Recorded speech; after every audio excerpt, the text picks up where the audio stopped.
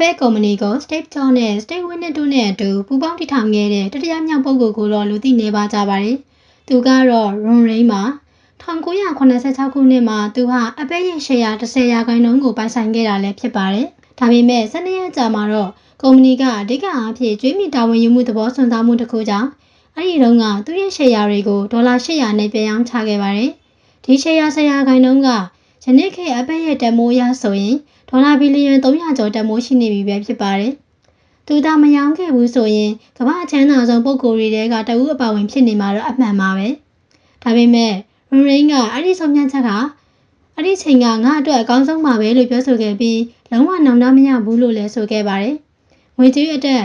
စိတ်ဖိစီးမှုကိုဆုံးခွာပြီးအန္တရာယ်ကင်းတဲ့ဘဝကိုရွေးချယ်ခဲ့တာဟာစဉ်းစားစရာပါပဲ။ကြီးမားတဲ့အောင်မြင်မှုကိုလက်တကမ်းအလိုမှလက်လွတ်ခဲ့ရပေမဲ့ကိုယ့်ရဲ့စိတ်ပိုင်းဆိုင်ရာတည်ငြိမ်အေးချမ်းမှုကိုရွေးချယ်တာကောမှန်ကန်ရဲ့လား။သင်ဆိုရင်ရောဘယ်လိုဆုံးဖြတ်မလဲဆိုတာကိုယ့်မှတ်မှာဖြေသားပေးပါအောင်ရှင်။